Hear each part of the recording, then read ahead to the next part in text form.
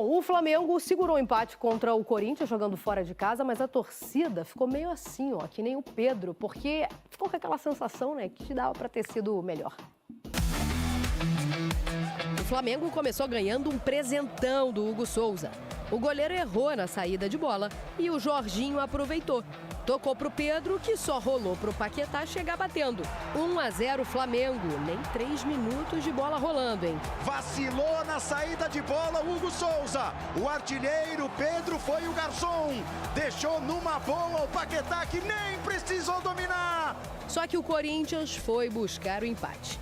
Bolão do Memphis pro Matheus Bidu e cruzamento na medida pro Yuri Alberto empatar. Que tava enjoado na bola do Memphis. Tinha condição legal o Yuri para receber o cruzamento, que não foi um cruzamento. Foi um passe do Matheus Bidu. Tudo igual em Itaquera. 1-1 com 18 minutos de jogo. E o placar ficou assim até o fim da partida. E esse voleio, hein, do Arrascaeta em foto impressiona até mais, né? Olha que foto bonita. Tava desenhado o segundo gol do Flamengo, ele só não combinou com o Hugo Souza. Finalzinho do primeiro tempo. Cruzamento sem peso do Danilo. E o Arrasca acertou esse voleio lindo. Espalma, Hugo, que jogada! Tudo muito bonito! Deu na cara da bola o Arrascaeta! Defesaça do Hugo. Chicotada sensacional! Que pecado, hein, Arrascaeta? Ia ser um golaço. Mas pecado mesmo foi o Arrasca não ter tocado essa bola no segundo tempo. Olha só como o Samuel Lino estava livre aqui, ó, sozinho. E repara na reação dele ao não receber o passe. Ficou bolado, hein? O lance seguiu. E acabou com Everton Araújo acertando o tornozelo do Breno Bidon na entrada da área. O juiz deu vermelho direto. Para o árbitro, lance chegada de vermelho, ele nem titubeou. Os jogadores do Flamengo reclamaram muito do lance. Logo depois da disputa, já apresentou rapidinho o cartão vermelho. Teve até revisão na cabine do VAR, mas o árbitro manteve a expulsão do Everton. Essa expulsão foi uma das várias polêmicas em Itaquera. O árbitro Rodrigo José Pereira de Lima teve muito trabalho, então vamos ver as outras. Ainda no primeiro tempo, o Jorginho levou uma mãozada do Gabriel Paulista numa disputa na área. Olha aí no detalhe, ó. Dá pra ver que acerta o rosto do Jorginho, né? O Flamengo pediu cartão vermelho nesse lance, mas o juizão mandou seguir. Igual ele mandou o André do Corinthians levantar depois desse enrosco com Ayrton Lucas. Bota o detalhe aí de novo. Tem um toque do Ayrton no pé direito do André, mas também nada foi marcado. O Corinthians queria pênalti. Em nenhum desses dois lances, o VAR chamou o árbitro Rodrigo José Pereira de Lima. Bom, segundo o comentarista de arbitragem PC Oliveira, o juiz errou. Para o PC, era para ter sido marcado o pênalti do Ayrton Lucas para o Corinthians, era para o Gabriel Paulista ter sido expulso por agressão ao Jorginho e era para o Everton Araújo ter recebido cartão amarelo em vez do vermelho. Para fechar esse Flamengo e Corinthians, vamos ver a defesa do Rossi, que garantiu um empate, foi bem no finalzinho. O Guinegão furou essa bola aí cara a cara e aí a sobra ficou com o Yuri Alberto, que parou no Rossi. Defesaça no reflexo do goleiro argentino. Mão de ferro, os goleiros brilharam nessa partida, né?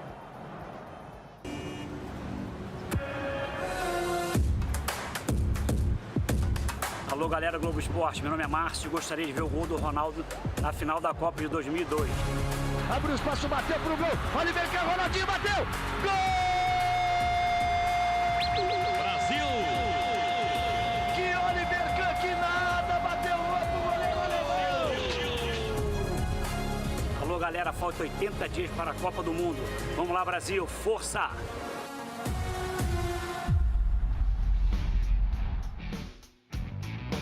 Começou então a contagem regressiva do Globo Esporte. Todo dia a gente vai lembrar um gol marcante de Copa até a abertura, que vai ser no dia 11 de junho. E o Brasil começa hoje a preparação para os últimos amistosos contra França e Croácia. Vamos botar o Carlos Gil no papo porque a gente tem novidade na seleção brasileira. Certo, amigo? Seja bem-vindo. Boa tarde. Boa tarde, Mari. Boa tarde para todo mundo. Tem sim. O Brasil já treina hoje à tarde aqui em Orlando com 19 dos 25 convocados. E 25 é um número novo, né? Seriam 26, mas a CBF anunciou agora há pouco o corte do zagueiro Gabriel Magalhães, que se machucou ontem na final da Copa da Liga Inglesa. Nenhum jogador será convocado para substituí-lo. Já é o terceiro corte só nessa data FIFA, né? O Hugo Souza do Corinthians vem para substituir o Alisson, goleiro que se machucou. E o Alexandro, no jogo do Flamengo ontem contra o Corinthians, também se machucou. O Kaique do Cruzeiro foi convocado. O Brasil vai ficar treinando aqui em Orlando. Agora a temperatura aqui está agradável, sol 25 graus, mas o primeiro jogo dessa data FIFA vai ser em Boston na quinta-feira, só que lá está fazendo 1 grau agora, então se explica essa opção pela temperatura mais amena aqui da Flórida. Aí o Brasil volta para cá, para Orlando, na semana que vem, enfrenta a Croácia no dia 31. A gente lembra, são os 2 últimos amistosos antes da convocação definitiva, aquela que vai decidir os 26 que vão para a Copa. Essa convocação está marcada para o dia 18 de maio, então observações super importantes do Carlo Ancelotti nessa data FIFA. Mari. Show de bola. Ó, daqui a pouquinho a gente fala do sorteio de hoje da Copa do Brasil. O Globo Esporte volta já.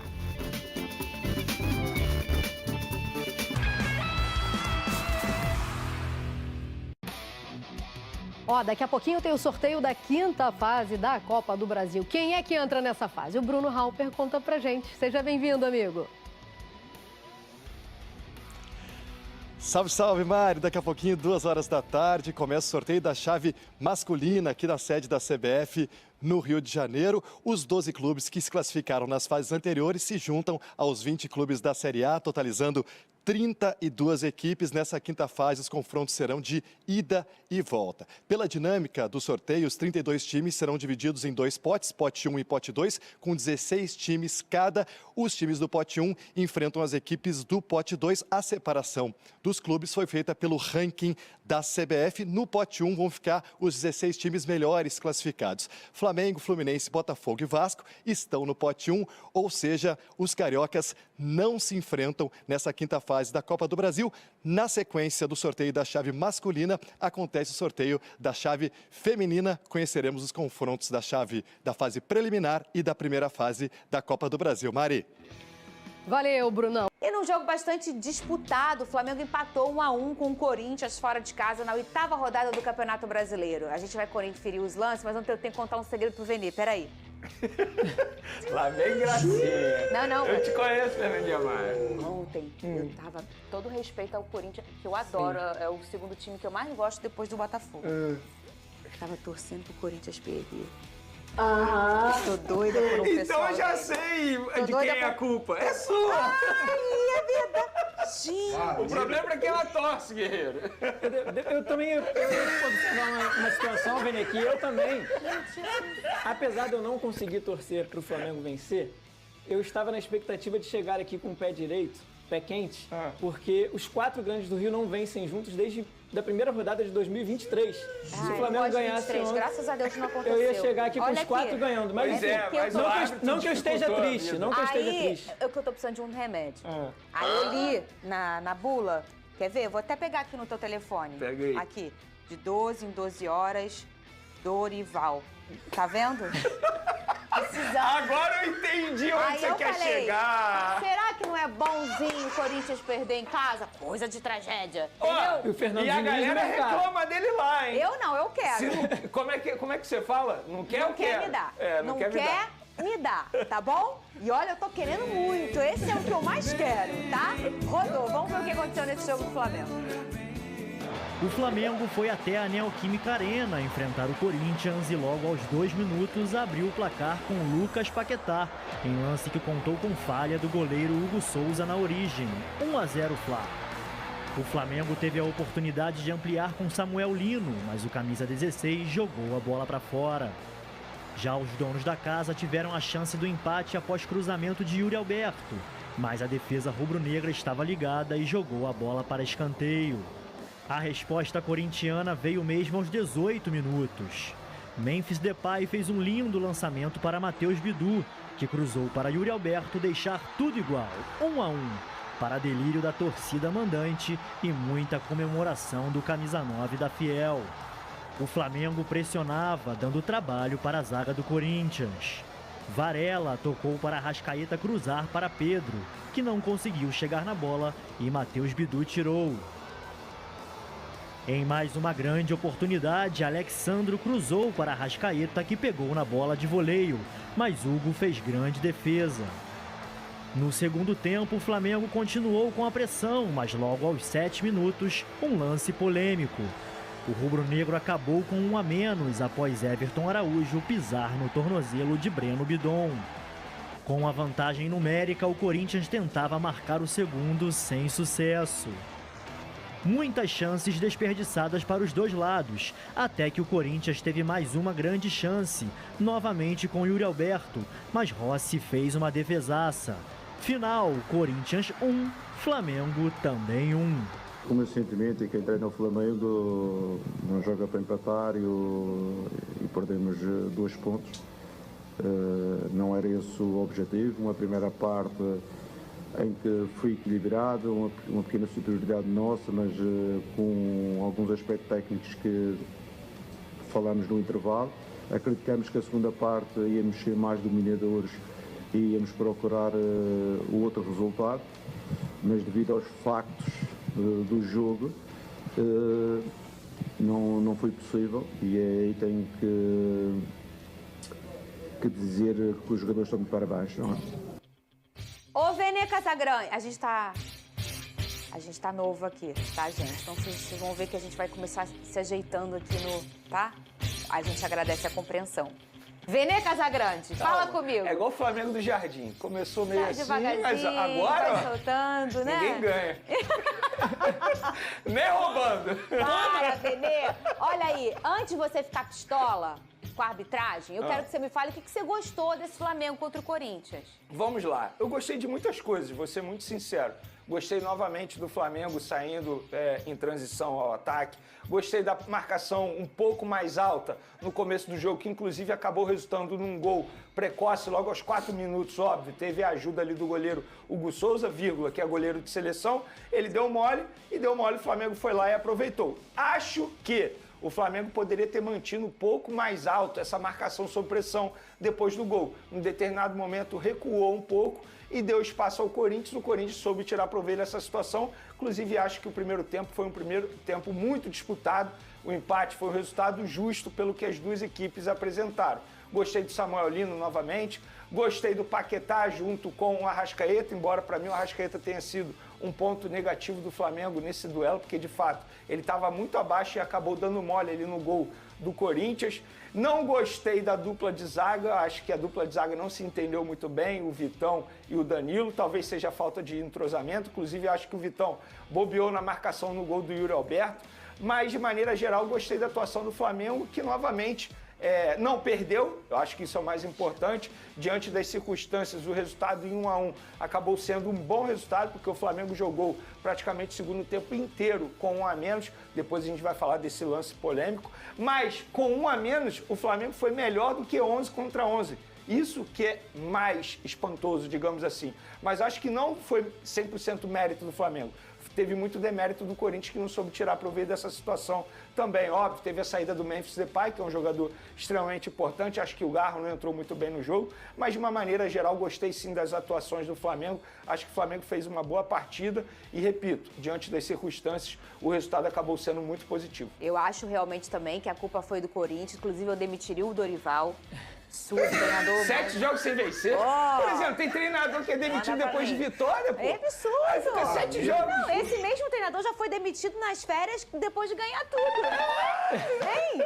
Quer ou não quer, Dorival? Fala comigo, hein? Morar no Rio. Rio ou São Paulo? O que você prefere? Fala pra mim. Vem que vem. Vamos que vamos.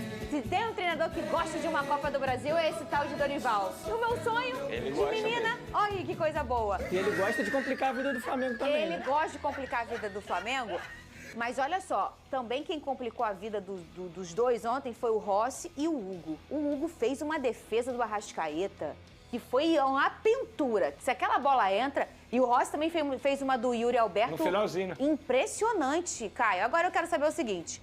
Esse lance que eu vou botar no meu telão novo aqui, que é muito chique, eu vou dar um nome pro meu telão. Eu tô pensando ainda, que eu gosto de dar apelido pras coisas, você sabe.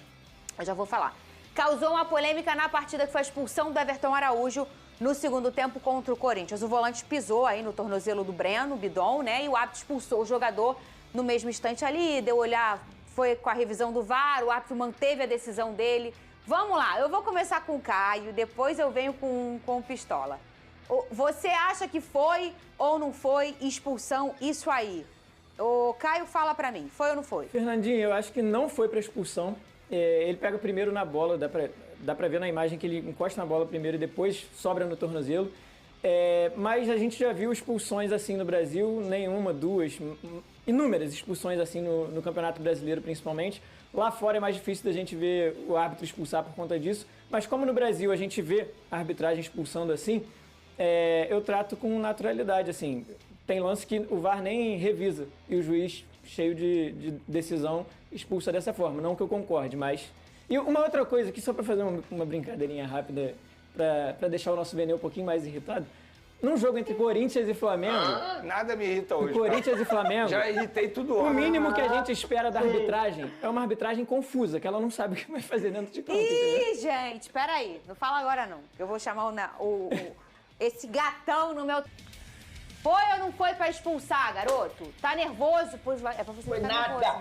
Não foi pra expulsar, é claro que não. Assim, com todo respeito, quem pensa ao contrário, óbvio, estamos falando de, enfim, interpretação, mas eu acho que aquilo ali não é lance nenhum pra expulsar. Quando você começa a enxergar, ver câmeras, assim, procurar pelo em ovo, é pra você tentar justificar algo. Inclusive, nesse lance, eu acho que teve um outro erro também, porque deveria prevalecer a decisão do árbitro em campo. O VAR a todo momento tentava fazer o árbitro mudar de ideia, sabe? Muito chato isso. O VAR não foi feito pra isso. E quando ele vai no VAR, difícil... É isso. É porque voltar assim, com outra... É porque eu não sei se vocês ouviram a conversa do áudio do VAR. Parecia, juro pra você, parece a gente conversando aqui. Eles tentando decidir entre eles ali um debate. Parece um programa esportivo debatendo se foi pênalti ou não. E o VAR não é pra isso. A impressão que... Desculpa te cortar, Vene. A impressão que passa na conversa do VAR é que o juiz já vai ao vídeo decidido do que vai fazer e o pessoal lá na cabine também já está decidindo, independente do que a imagem mostra. E o árbitro, ele fala algo antes de ver a imagem que não aconteceu na imagem. Então, assim, gente, na boa, um lance muito polêmico. De fato, a gente brinca aqui, mas eu acho que o Flamengo foi prejudicado sim, embora tenha jogado melhor com um a menos, mas é óbvio que é muito melhor você jogar 11 contra 11. E, enfim, o debate não é esse. Mas para mim o Flamengo foi prejudicado sim, porque não era para expulsão. Eu acho que foi uma expulsão extremamente exagerada. A bola estava com o Everton Araújo, ele nem foi tentar desarmar o adversário. A bola sai do pé dele, aí ele tenta pegar a bola de volta. Enfim, eu acho que foi uma expulsão extremamente exagerada e o Flamengo, na minha concepção, foi prejudicado nessa partida. Muito bem, o lateral do Flamengo, Alexandro, sofreu uma lesão na coxa direita e foi substituído no intervalo da partida contra o Corinthians. Com isso, ele foi cortado também, gente, da seleção. Não se apresenta para a seleção brasileira para os últimos amistosos antes da Copa do Mundo. O jogador vai ser avaliado nessa segunda, né, pelos médicos do Flamengo para saber a gravidade e o tempo de recuperação da lesão. Desfalque importante, Vene. E aí, não vamos falar só do Flamengo, não? Vamos falar da conquista pessoal do cara, da seleção brasileira, né? A gente sabe que o Alexandre, ele é o 0-1 pro Ancelotti na posição. Eu acho que talvez a lesão não vai atrapalhar aí a sua convocação. Mas que é importante que ele esteja pronto, à disposição, na lista final, que já é em maio. Gente, a gente já tá acabando março, praticamente. O ano tá aqui, ó. Sim, e a Copa começa daqui a 80 dias. Isso. Para quem acha que é daqui a 80 anos, não. A Copa já está batendo a porta. Então, óbvio que na cabeça do jogador, isso também entra. E a gente sabe que o Alexandre é um jogador que sofreu com lesão, inclusive em Copa do Mundo. Então, já tem esse histórico.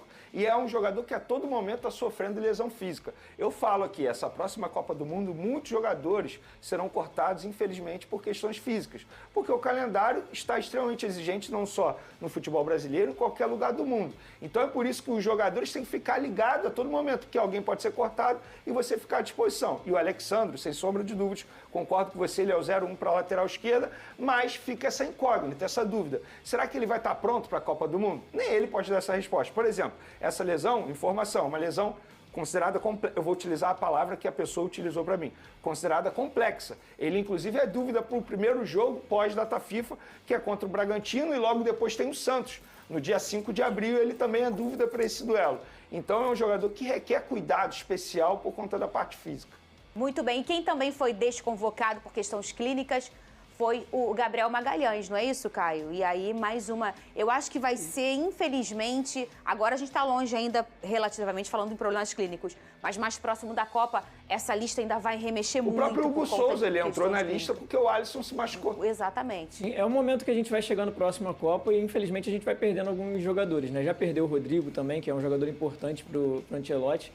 E a gente fica na torcida para que os jogadores não se machuquem. Acaba que a gente vê a lista de convocados, eles jogando nos clubes deles, a gente vai torcendo não só para o sucesso deles esportivo, mas no que diz respeito à parte física, à saúde deles em campo, para que a gente perca menos jogadores possíveis. E eu acho que isso é o mais importante agora para quem vai para a Copa, realizar o sonho de jogar uma Copa do Mundo, é muito importante isso, e o Brasil precisa dessa seleção completa, porque só assim para a gente ter chance de conquistar o Hexa. Muito bem, daqui a pouco a gente vai falar sobre a demissão do treinador do Botafogo. Tô sem treinador, galera. Valeu. Calma aí, olha só, antes disso... O problema foi porque venceu, cara. Deve ser, é verdade. Virou moda no futebol brasileiro. Se demite um pouquinho antes, o Arthur Jorge estava no mercado, esperou vencer. Mas será? Conhecendo John Texas, esquece. Não sei. Quem falou foi o Veneto. Conhecendo John Texas, esquece. Olha aqui, mas antes tem um tchá-tchá-tchá no teu time. Tem. Não é só no meu que tem negócio, não. Tem. O Leonardo Jardim, que é o treinador do Vasco, ele é o goleiro do Vasco, mas é o treinador também do Flamengo. Ele, numa entrevista coletiva, depois da partida com o Corinthians, ele explicou a ausência do Plata no jogo. O treinador disse que o Plata está com dificuldade de integração, que é pra... Vamos fazer o seguinte, vamos escutar o que ele falou e depois eu quero a fofoca completa na minha mesa, Vini Casagrande. Tá bom. Jogador que está tendo algumas dificuldades de integração. Essa integração é vasta, não é? E por isso, neste momento, para jogar no Flamengo, é necessário estar bem integrado, porque é como os jogos de hoje, não é? É necessário termos uma concentração, uma atitude, um empenho físico grande para lutar pelos resultados. O que aconteceu, Vini Casagrande? Que a fofoca ela chegou antes com você. Vamos lá. Em outras palavras, porque o Leonardo Jardim não quis explanar geral. Em outras palavras, o Gonzalo Plata ele não está tendo uma postura que um atleta tem que ter no seu dia a dia.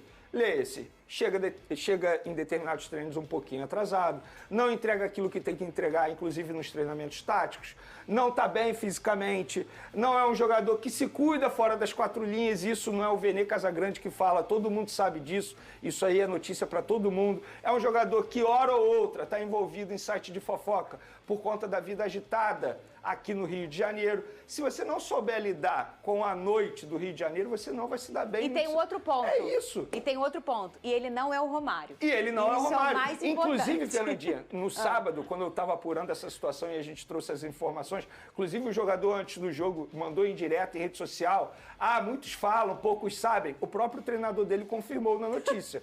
A notícia, só que utilizou mais outras palavras para não, entre aspas, não queimar o jogador, porque a verdade é essa, porque ele não está tendo uma postura correta no dia a dia, e está certo o treinador Leonardo Jardim.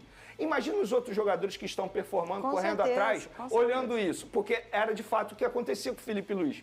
O Plata fazia o que fazia e tinha a vaga cativa dele lá no time. Aquela imagem do camarote era ele, daquela vez? Não era foi? ele ou o Carrascal, um dos dois, que estão agitando aí. Um dos dois. Tem muita gente que passa por esse problema no futebol. Então, assim, o Plata, de fato, ele não entrega aquilo que se espera de um atleta no dia a dia. E no sábado, Fernandinha, só para finalizar, uma pessoa me resumiu isso. O Plata tem postura de jogador anos 90. Anos 90. A questão é, nos anos 90, era o Romário que fazia isso, era o Renato Gaúcho que fazia isso. Eles entregavam dentro de campo. Hoje não é mais permitido isso, independentemente se você entregue. O pior ainda, o Plata não entrega dentro de campo. Então como é que você vai ser um jogador estilo anos 90? Ou você é o Romário, ou você é o jogador anos 2026, entendeu? É uma coisa ou outra. E agora... O lateral esquerdo, Alexandro, do Flamengo, teve confirmado uma lesão muscular na parte posterior da coxa direita após deixar o jogo contra o Corinthians ainda no intervalo. O jogador sentiu dores durante a partida na Neoquímica Arena e foi substituído antes do segundo tempo. Logo após o jogo, realizou exames de imagem que apontaram problema muscular.